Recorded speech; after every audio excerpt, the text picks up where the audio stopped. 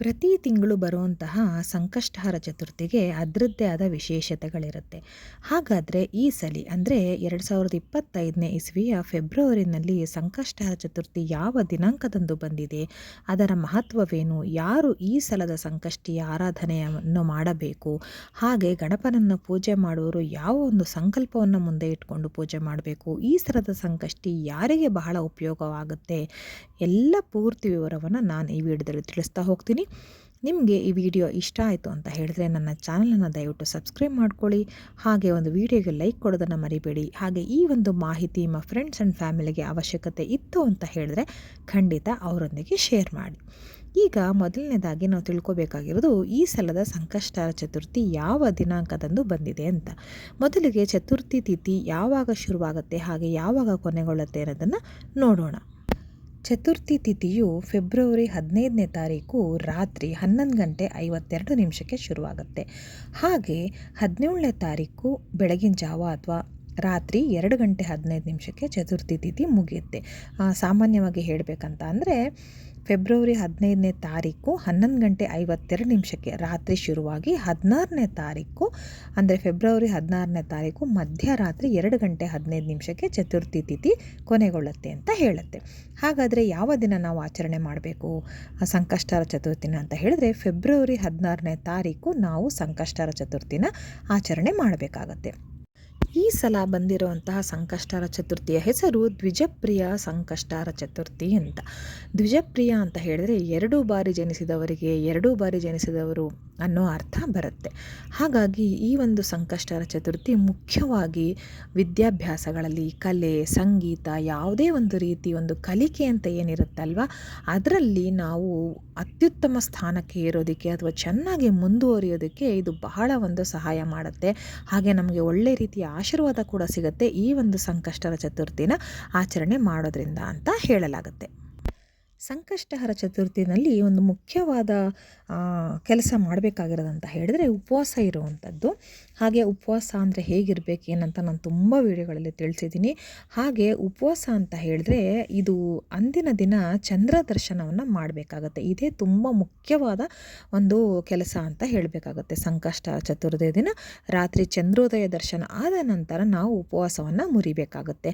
ಹಾಗೆ ದೇವಸ್ಥಾನಕ್ಕೂ ಕೂಡ ಭೇಟಿ ನೀಡಿದರೆ ತುಂಬಾ ಒಳ್ಳೆಯದು. ಹಾಗೆ ಅಂದಿನ ದಿನ ಅಂದರೆ ಫೆಬ್ರವರಿ 16ನೇ ತಾರೀಕು ಸಂಕಷ್ಟಹರ ಚತುರ್ಥಿಯ ದಿನ ಚಂದ್ರೋದಯ ರಾತ್ರಿ 9:49 ಇರುತ್ತೆ. ಅಷ್ಟೊತ್ತಿಗೆ ಚಂದ್ರ ಉದಯ ಆಗ್ತಾನೆ ಅಂತ ಹೇಳಲಾಗುತ್ತೆ. ಅದು ಬೆಂಗಳೂರಿಗೆ ಸಂಬಂಧಪಟ್ಟಿದ್ದು. ಇನ್ನು ಕೆಲವು ಸತಿ ಸ್ವಲ್ಪ ನಿಮಿಷಗಳು ಹೆಚ್ಚು ಕಮ್ಮಿ ಇರುತ್ತೆ. ನೀವು ಇರೋ ಪ್ರದೇಶಗಳಲ್ಲಿ ನೀವು ಹೋಲಿಕೆ ಮಾಡಿಕೊಂಡಾಗ ದಯವಿಟ್ಟು ನಿಮ್ಮ ಪ್ರದೇಶಗಳಲ್ಲಿ ಎಷ್ಟೊತ್ತಿಗೆ ಚಂದ್ರೋದಯ ಆಗುತ್ತೆ ಅಂತ ದಯವಿಟ್ಟು ಒಮ್ಮೆ ಚೆಕ್ ಮಾಡಿ ನೋಡ್ಕೊಳ್ಳಿ. ಸ್ವಲ್ಪ ವ್ಯತ್ಯಾಸ ಇರುತ್ತೆ. ಹಾಗಾಗಿ ನೀವು ಉಪವಾಸ ಮುರಿಯೋದು ಅಂತ ಆದರೂ ಕೂಡ 9:45 ಆದ ನಂತರನೇ ನೀವು ಉಪವಾಸವನ್ನು ಮುರಿಬೇಕಾಗುತ್ತೆ. ಅದಕ್ಕೂ ಮುಂಚೆ ಯಾವ ರೀತಿ ಎಲ್ಲ ನೀವು ಪೂಜೆ ಮಾಡಬೇಕು ಏನು ಅನ್ನೋದನ್ನು ನಾನಿಲ್ಲಿ ತಿಳಿಸ್ತಾ ಹೋಗ್ತೀನಿ. ಮೊದಲಿಗೆ ಸಂಕಷ್ಟಹರ ಚತುರ್ಥಿಯ ದಿನ ಆದಷ್ಟು ಬೇಗ ಬೆಳಗ್ಗೆ ಎದ್ದೊಳ್ಬೇಕಾಗತ್ತೆ. ಎದ್ದು ಮನೆಯನ್ನೆಲ್ಲ ಸ್ವಚ್ಛ ಮಾಡಿ ಆ ನಂತರ ನೀವು ಶುದ್ಧರಾಗಿ ದೇವ್ರ ಮನೆಯೂ ಕೂಡ ಶುದ್ಧವಾಗಿ ಇಟ್ಕೊಳ್ಬೇಕಾಗತ್ತೆ. ನೀಟಾಗಿ ಎಲ್ಲವನ್ನು ಸ್ವಚ್ಛ ಮಾಡಬೇಕಾಗತ್ತೆ ದೇವ್ರ ಮನೆಯಲ್ಲಿ. ಆ ನಂತರ ದೇವ್ರ ಕೋಣೆಯಲ್ಲಿ ಒಂದು ಕೆಂಪು ಬಣ್ಣದ್ದು ಅಥವಾ ಹಳದಿ ಬಣ್ಣದ್ದು ಬಟ್ಟೆಯನ್ನು ದೇವರ ಮನೆಯಲ್ಲಿ ಒಂದು ಮಣೆ ಮೇಲೆ ಬಟ್ಟೆಯನ್ನು ಹಾಸಬೇಕಾಗತ್ತೆ. ನೆಲಕ್ಕೆ ಬೇಡ. ನಿಮ್ಮ ಬಳಿ ಮಣೆ ಇಲ್ಲ ಅಂತ ಹೇಳಿದ್ರೆ ಯಾವುದಾದ್ರು ಒಂದು ದೇವರ ಪೂಜೆಗೆ ಉಪಯೋಗಿಸೋಂತಹ ಒಂದು ಟ್ರೇ ಆಗಿರ್ಬೋದು, ತಟ್ಟೆ ಆಗಿರ್ಬೋದು, ಒಂದು ಹಲಗೆಯ ತುಂಡಾಗಿರ್ಬೋದು ಅಥವಾ ಒಂದು ಏನಂತಾರೆ ಒಂದು ಸ್ಟ್ಯಾಂಡ್ ರೀತಿ ಬರುತ್ತಲ್ಲ ಅದು ಏನೇ ಆಗಿರ್ಬೋದು ಅದನ್ನು ಸ್ವಚ್ಛಗೊಳಿಸಿ ಅದ್ರ ಮೇಲೆ ಕೆಂಪು ಬಣ್ಣದ ಬಟ್ಟೆ ಅಥವಾ ಅರಿಶಿನ ಬಣ್ಣದ ಬಟ್ಟೆಯನ್ನು ಹಾಕಿ ಅದು ಮಡಿ ಬಟ್ಟೆ ಆಗಿರಬೇಕು, ನೆನ್ಪಿಟ್ಕೊಳ್ಳಿ. ಅದರ ಮೇಲೆ ನೀವು ಗಣಪತಿಯ ವಿಗ್ರಹ ಅಥವಾ ಗಣಪತಿಯ ಫೋಟೋವನ್ನು ಇಡಬೇಕಾಗತ್ತೆ ಮೊದಲಿಗೆ. ಆ ನಂತರ ಫೋಟೋ ಅಥವಾ ವಿಗ್ರಹಕ್ಕೆ ನೀವು ಅರಿಶಿನ ಕುಂಕುಮ ಅವೆಲ್ಲವನ್ನು ಹಚ್ಚಿ ನೀವು ಗೆಜ್ಜೆ ವಸ್ತ್ರವನ್ನು ಏರಿಸಿ ಹೂವನ್ನು ಏರಿಸಬೇಕಾಗತ್ತೆ. ಹಾಗೆ ಹೂವಿಗಿಂತಲೂ ಬಹಳ ಮುಖ್ಯವಾದದ್ದು ಗಣಪತಿಗೆ ಅಂತ ಹೇಳಿದ್ರೆ ದೂರ್ವೆ ಅಥವಾ ದೂರ್ವ ಅಂತ ಏನು ಹೇಳ್ತೀವಲ್ವ ಅದನ್ನು ನೀವು ಏರಿಸಬೇಕಾಗತ್ತೆ ತಪ್ಪದೆ. ಆ ನಂತರ ನೀವು ತುಪ್ಪದ ದೀಪವನ್ನು ಹಚ್ಚಿ ಇಡಬೇಕಾಗತ್ತೆ.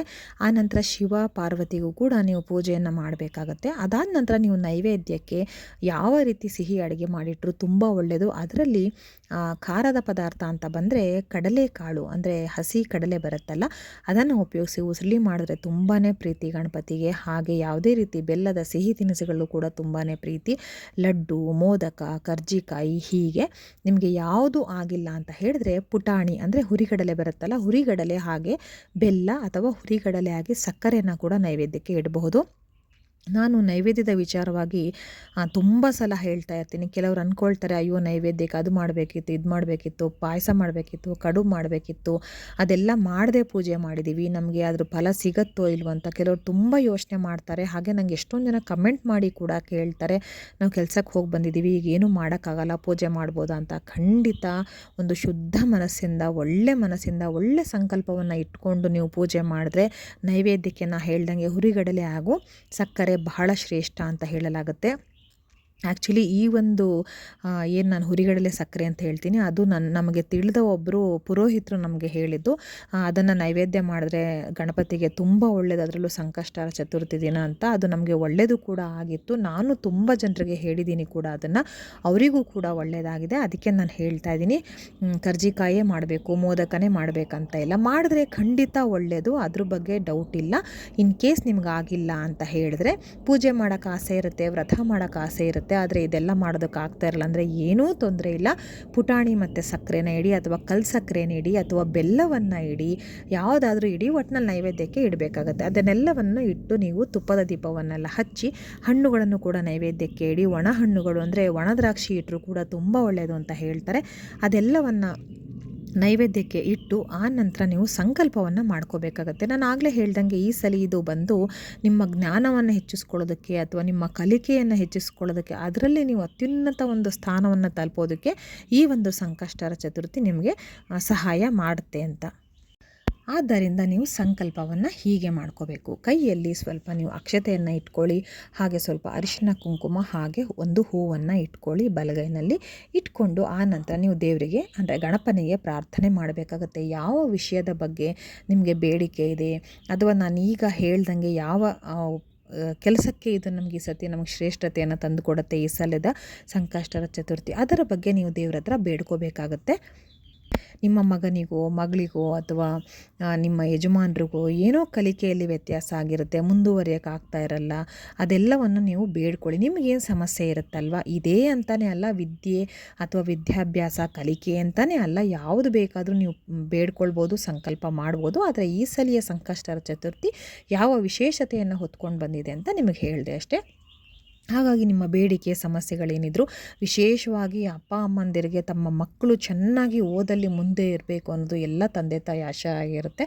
ಹಾಗೆ ಅದೇ ರೀತಿ ಕೂಡ ನೀವು ಸಂಕಲ್ಪವನ್ನು ಮಾಡಿಕೊಂಡು ಆನಂತರ ದೇವ್ರ ಫೋಟೋ ಅಥವಾ ವಿಗ್ರಹದ ಬಳಿ ಆ ಒಂದು ಅಕ್ಷತೆಯನ್ನು ಹೂವನ್ನು ಅಲ್ಲಿ ಪಾದಕ್ಕೆ ಹಾಕಿ ಆ ನಂತರ ನೀವು ಗಣಪತಿಯ ಯಾವುದೇ ಮಂತ್ರವನ್ನು ನೀವು ಪಠಿಸ್ಬೋದು.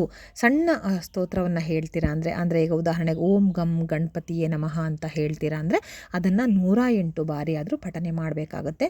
ಹಾಗೆ ಒಂದು ವಿಶೇಷವಾದ ಗಣಪತಿಯ ಸ್ತೋತ್ರ ಇದೆ, ಅದನ್ನು ನಾನು ಡಿಸ್ಕ್ರಿಪ್ಷನ್ ಬಾಕ್ಸಲ್ಲಿ ಹಾಕಿರ್ತೀನಿ, ಹಾಗೆ ಕಮ್ಯುನಿಟಿಯಲ್ಲೂ ಕೂಡ ಪೋಸ್ಟ್ ಹಾಕಿರ್ತೀನಿ. ನಿಮ್ಗೆ ಯಾರಿಗಾದರೂ ಅದು ಸಿಕ್ಕಲಿಲ್ಲ ಅಥವಾ ನಿಮಗೆ ನೋಡೋಕ್ಕೆ ಗೊತ್ತಾಗ್ತಿಲ್ಲ ಅಂತ ಹೇಳಿದ್ರೆ ದಯವಿಟ್ಟು ನಂಗೆ ಕಮೆಂಟ್ ಸೆಕ್ಷನಲ್ಲಿ ತಿಳಿಸಿ, ಖಂಡಿತ ನಾನು ರಿಪ್ಲೈ ಮಾಡ್ತೀನಿ. ಓಕೆನಾ? ಸೊ ಗಣಪತಿ ಸ್ತೋತ್ರವನ್ನು ನೀವು 108 ಬಾರಿ ಪಠನೆ ಮಾಡಬೇಕಾಗತ್ತೆ. ಅದೆಲ್ಲ ಮಾಡಿದ ನಂತರ ನೀವು ಮಹಾಮಂಗಳಾರತಿಯನ್ನು ಮಾಡಿ ನೈವೇದ್ಯ ಏನಿರುತ್ತೆ ಅದನ್ನು ಸ್ವೀಕರಿಸಬೇಕಾಗತ್ತೆ. ಇದು ಮನೆಯಲ್ಲಿ ಮಾಡುವಂತಹ ಆಚರಣೆ ಆಗುತ್ತೆ. ನೀವು ದೇವಸ್ಥಾನಕ್ಕೆ ಹೋಗ್ತೀರಾ ಅಂತ ಹೇಳಿದ್ರೆ ಪ್ರಸಾದವನ್ನು ಆಗಲೇ ಸ್ವೀಕರಿಸಬೇಡಿ. ನೀವು ಪೂಜೆಯನ್ನೆಲ್ಲ ಮಾಡಿ ಆ ನಂತರ ದೇವಸ್ಥಾನಕ್ಕೆ ಹೋಗಿ ಅಲ್ಲೂ ಕೂಡ ಪೂಜೆಯನ್ನು ನೀವು ಆ ಪೂಜೆಯಲ್ಲಿ ನೀವು ಕೂಡ ಪಾಲ್ಗೊಂಡು ಆ ನಂತರ ಅಲ್ಲಿ ಕೂಡ ಪ್ರಸಾದವನ್ನು ಹಾಗೆ ಇಟ್ಕೊಳ್ಳಿ. ತಿನ್ನಬಾರ್ದು ಅಂತ ಏನಿಲ್ಲ, ತಿನ್ಬೋದು. ಅಂದರೆ 1-2 ಕಾಳುಗಳನ್ನ ಹಾಕ್ಕೊಳ್ಳೋದಕ್ಕೆ ಏನೂ ಸಮಸ್ಯೆ ಇಲ್ಲ, ಹಾಕ್ಕೊಳ್ಳಿ. ಆ ನಂತರ ಮನೆಗೆ ಬಂದು ಚಂದ್ರೋದಯ ಅಂದರೆ ಚಂದ್ರ ದರ್ಶನವನ್ನು ಮಾಡಿ ಚಂದ್ರದೇವನಿಗೆ ನೀವು ದೂರದಿಂದಲೇ ಊದಿನ ಕಡ್ಡಿ ಧೂಪ ದೀಪಗಳಿಂದ ಪೂಜೆಯನ್ನು ಮಾಡಿ ಕೈ ಮುಗಿದು ಮನೆ ಮಂದಿಯೆಲ್ಲ ಕೈ ಮುಗಿದು ಆ ನಂತರ ನೀವು ಪ್ರಸಾದವನ್ನು ಸ್ವೀಕರಿಸೋ ಮೂಲಕ ನೀವು ಉಪವಾಸವನ್ನು ಮುರಿಬೇಕಾಗತ್ತೆ. ನಾನು ಹೇಳ್ದಂಗೆ ಪ್ರಸಾದಕ್ಕೆ ಏನೂ ಮಾಡಿಲ್ಲ ಅಂತ ದಯವಿಟ್ಟು ಬೇಸರ ಮಾಡ್ಕೊಳ್ಬೇಡಿ. ನೀವು ಪೂಜೆ ಮಾಡಬೇಕಾಗ ವ್ರತ ಮಾಡಬೇಕಾದನ್ನು ಖಂಡಿತ ಮಾಡಿ. ನಾನು ಹೇಳ್ದಂಗೆ ಪುಟಾಣಿ ಸಕ್ಕರೆ ಅಥವಾ ಕಲ್ ಸಕ್ಕರೆ ಅಥವಾ ಬೆಲ್ಲ, ಒಣ ಹಣ್ಣುಗಳು, ಮಾಮೂಲಿ ಏನು ಬಾಳೆಹಣ್ಣು ಅದೆಲ್ಲ ಇಟ್ಟಿರ್ತೀರಲ್ವ, ಅದನ್ನು ನೈವೇದ್ಯಕ್ಕೆ ಇಟ್ಟಿರ್ತೀರ ಅದನ್ನೆಲ್ಲ ತಗೊಂಡು ನೀವು ಕೂಡ ತಗೊಂಡು ಮನೆ ಮಂದಿ ಮಕ್ಕಳಿಗೆಲ್ಲ ಕೊಡಿ. ಹಾಗೆ ಮುಖ್ಯವಾಗಿ ಮಕ್ಕಳ ಕೈಲಿ ಈ ಒಂದು ಸ್ತೋತ್ರವನ್ನು ನೀವು ಪಠಿಸೋದ್ರಿಂದ ತುಂಬಾ ಒಳ್ಳೆಯದಾಗತ್ತೆ. ಮಕ್ಕಳಿಗೆ ಈ ಒಂದು ಪೂಜೆ ಮಾಡೋ ಹೊತ್ತಿನಲ್ಲಿ ಮಕ್ಕಳನ್ನೂ ಕೂಡ ಪಕ್ಕದಲ್ಲಿ ಕೂರಿಸ್ಕೊಳ್ಳಿ. ಹಾಗೆ ಅವರು ಕೂಡ ಸ್ತೋತ್ರವನ್ನು ಓಂ ಗಣಪತೇ ನಮಃ ಅಂತ 108 ಬಾರಿ ಪಠನೆ ಮಾಡಲಿ. ಹೇಳುವಂಥ ವಯಸ್ಸಲ್ಲಿದ್ದರೆ ಅವರು ತುಂಬ ಒಳ್ಳೆಯದು. ಅವ್ರ ಕೈಲೇ ಪಠನೆ ಮಾಡಿಸಿ, ಅವ್ರ ಕೈಲೂ ಪೂಜೆ ಮಾಡಿಸಿ, ಅವ್ರನ್ನೂ ದೇವಸ್ಥಾನಕ್ಕೆ ಕರ್ಕೊಂಡೋಗಿ ನಮ್ಮ ಸಂಸ್ಕಾರನೂ ಅವ್ರಿಗೆ ಬರುತ್ತೆ, ಹಾಗೆ ದೇವರಿನ ಆಶೀರ್ವಾದ ಕೂಡ ಸಿಕ್ಕತ್ತೆ. ಹೀಗೆ ಮಾಡಿ ಮನೆಗೆ ಬಂದ ನಂತರ ಚಂದ್ರೋದಯನ ನೋಡಿ ಆ ನಂತರ ಉಪವಾಸವನ್ನು ಮುರಿಬಹುದು. ಅಂದರೆ ಕೆಲವರು ಊಟವನ್ನು ಮಾಡೋದಿಲ್ಲ, ಚಪಾತಿ ಅಥವಾ ಉಪ್ಪಿಟ್ಟು ಹೀಗೆ ತಿಂಡಿನ ತಿಂತಾರೆ, ಫಲಾಹಾರನ ಸೇವಿಸ್ತಾರೆ. ನಿಮಗೆ ಯಾವ್ದು ಅನುಕೂಲ ಮಾಡಿ, ಆದರೆ ಚಂದ್ರೋದಯಕ್ಕೂ ಮೊದಲು ತಗೊಳ್ಬೇಡಿ. ಏನಾದ್ರು ಡೌಟ್ಸ್ ಇದ್ದರೆ ನಂಗೆ ಕಮೆಂಟಲ್ಲಿ ತಿಳಿಸಿ. ಮತ್ತೆ ಮುಂದಿನ ವಿಡಿಯೋದಲ್ಲಿ ಸಿಗ್ತೀನಿ. ಧನ್ಯವಾದಗಳು.